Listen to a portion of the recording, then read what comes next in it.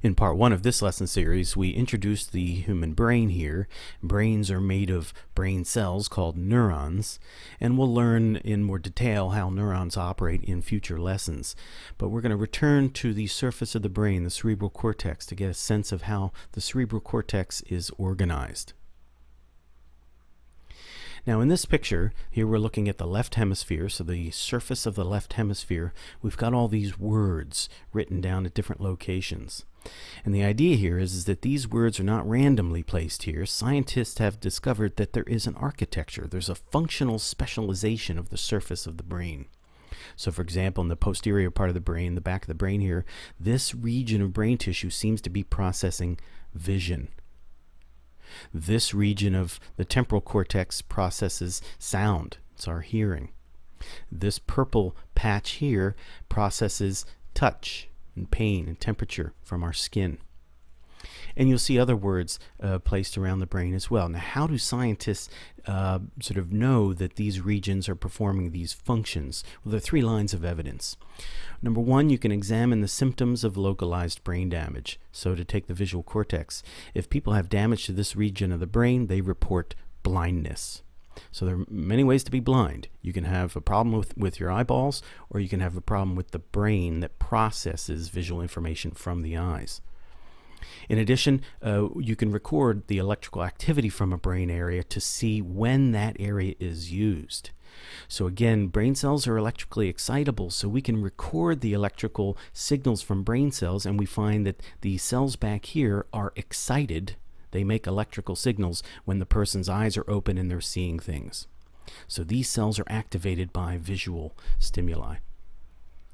And the third line of evidence is that electrically stimulating the brain area to see what happens to the person. So if somebody is just sitting quietly, eyes closed, and scientists stimulate this part of the brain, subjects report seeing spots of light, for example. So these three sorts of lines of evidence played a role in mapping the surface of the human brain and putting these words where we see them. I'll just say a quick word about this word down here, memory, written down here in the temporal cortex. You'll recall from part one, there is a structure underneath the temporal cortex called the hippocampus that is critically important in memory processing.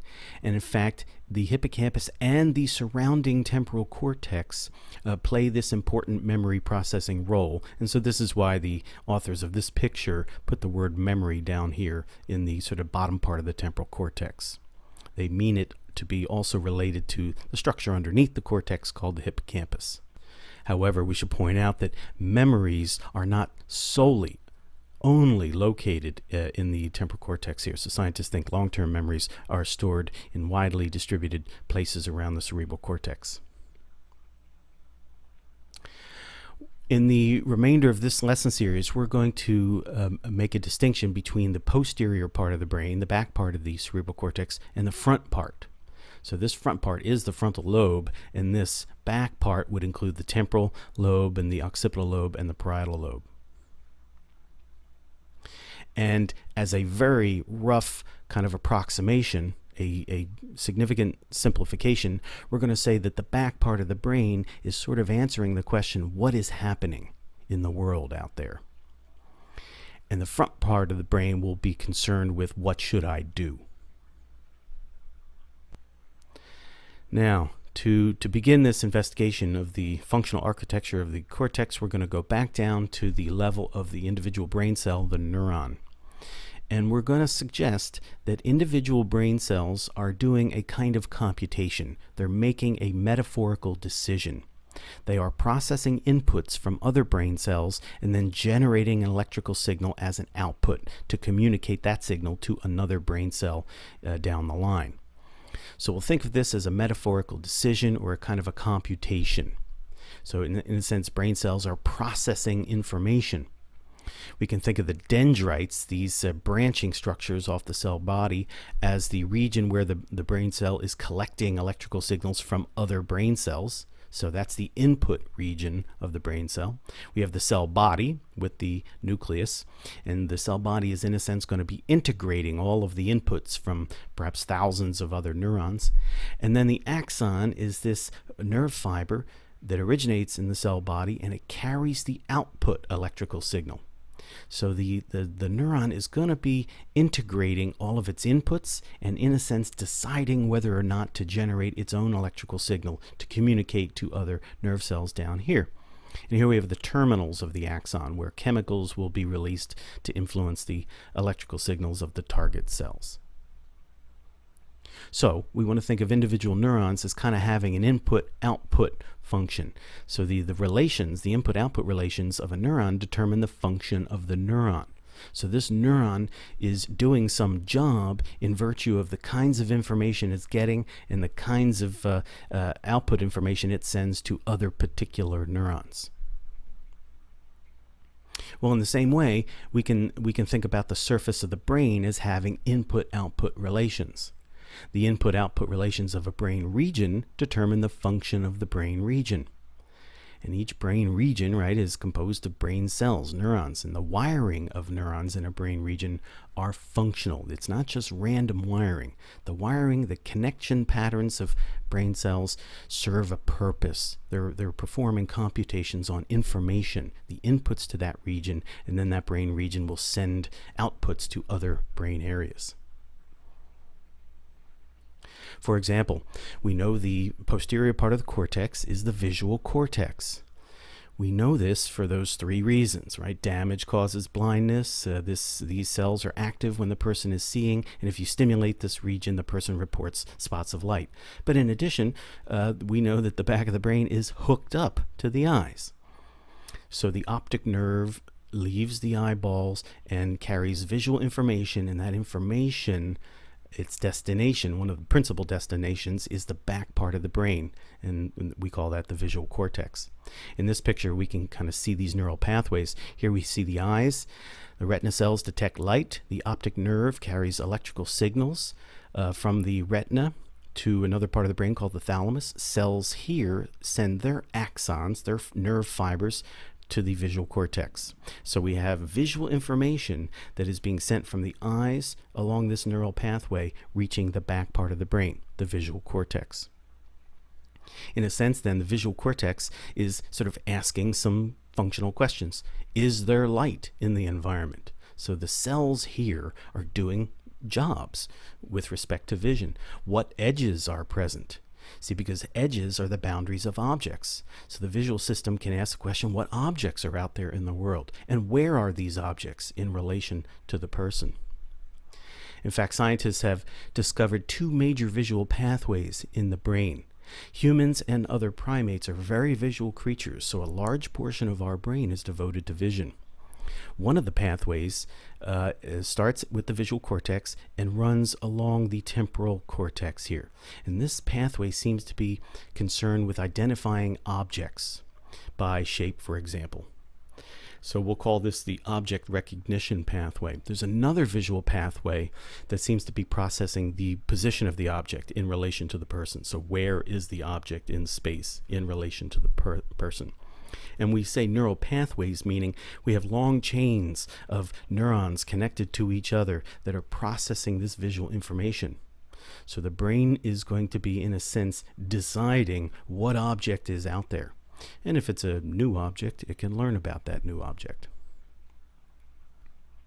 Now, while there are these two visual pathways, let's return to the hearing part of the brain, the auditory cortex, and the sensation part of the brain, or touch cortex, sometimes called somatosensory cortex. Well, why do they perform their jobs there? Well, again, it's about the inputs that they're getting.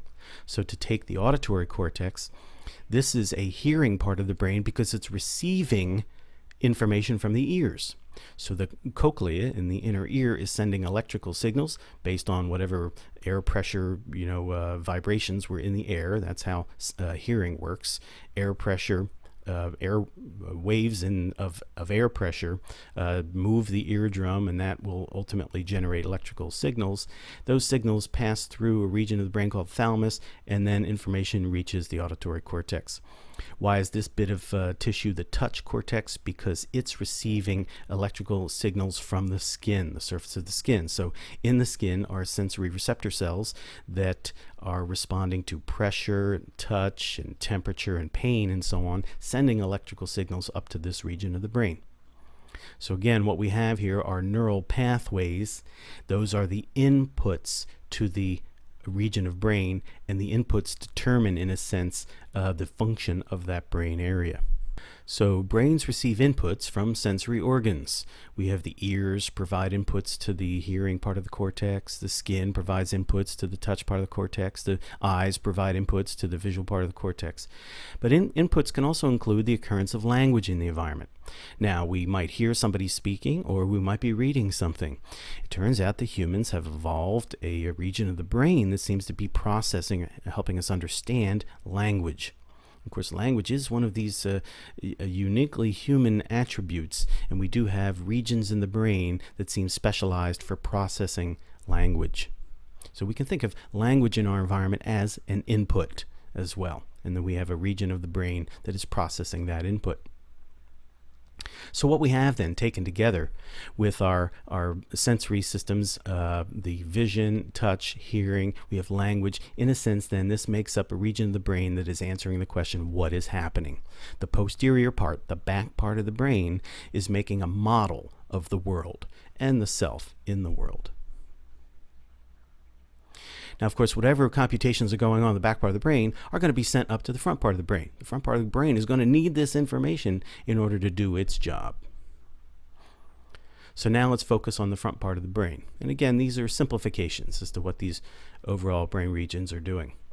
Let's take a look at some of the words written up here. We have skilled movements, basic movements. This bit of tissue is called motor cortex. And these brain cells here operate our skeletal muscles. So they're the ones that are sort of making our body move. We have a speech region here. Brain cells here seem to be involved in producing speech. Notice we had a language comprehension region back here. Here we have the speech production, language production region up here in the front part of the brain. So we can think of these regions as being involved in actions, generating behavior, and behavior can include speech. We have a couple words here, judgment and feelings. The idea here is that there are regions of the frontal cortex that are going to be making evaluations as to what's happening in the world. Is it good or is it not good? Is this person a nice person, not a nice person? Do I like the taste of this? Do I not like the taste? Making judgments. Is what's happening important to me? And sometimes we experience these brain processes as feelings. So feelings are these things that have value, either good or bad, and they help us make decisions. Now, before we act, we may want to do some thinking about what's happening in the world.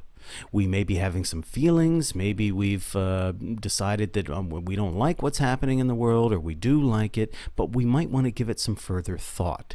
And the idea here is we might want to take the time to access our stored knowledge, access our memories, to pull up some relevant information that is related to what's going on. We're going to call this thinking. So in this case, we're retrieving some memories, and then we'll experience our memory, we'll recollect, and then use that information to help us make a decision as to what to do. So the frontal cortex has important memory processing regions. They seem to have regions that regulate our memory. We might search for a memory and then evaluate whether we have pulled up the correct memory, or the memory that we wanted. And if it's not the right memory, we might continue to search. Once we have the information that we desire, we can then manipulate that information. And scientists have described this memory function by using the term working memory. So in future lesson, we'll make a distinction between a short-term memory system, which engages some of the frontal cortex here, and then longer-term memories that are stored more widely around the cortex. And that's our memory word down here. So before we act, we might want to do some thinking. That thinking might involve accessing stored information in our long-term memory system. Forethought refers to sort of planning. So whatever it is we're going to do, we might want to check our goals. Did we have a goal that is in play? And so this is sort of this idea that we want to act intelligently in the world. We want to be able to, work towards our goals. And we have to maintain our goals in our short-term memory system so that we can effectively reach our goals. So the front part of the brain then, before it even engages the behavior that we move or we say something, we're going to be making judgments about what's going on. We might do some thinking about what's going on. We want to check our goals to see if what we might do or is going to be consistent with our goals, or whether what's going on in the environment is going to impede reaching our goals. So the frontal part of the brain is helping us make decisions about the best course of action. And so we're going to boil it down to this question: is it important? What should I do? The anterior, the front part of the brain, is making decisions about the best course of action given what's happening in the world and our current goals and information from our past, our learning experiences. All of that is going to be integrated to make an effective decision. So the function of the brain overall then is to integrate sensory information, prior knowledge, current and future goals, and then generate adaptive behavior. The input comes in the form of all of our senses and such. The brain is going to integrate what's happening right now with all of our stored knowledge and what we want to do, our goals, and then generate an output. And that output means we're going to be moving our body or saying something or doing something. So the overall then, the cortex has this kind of functional architecture because of the input-output relations of each region. And we're sort of, in a very simplified way, suggesting that the back part of the brain is sort of making a model of the world, what's going on out there, and the front part of the brain is going to use this information as well as stored information in memory and our goals and our values and things, and then make decisions about what to do.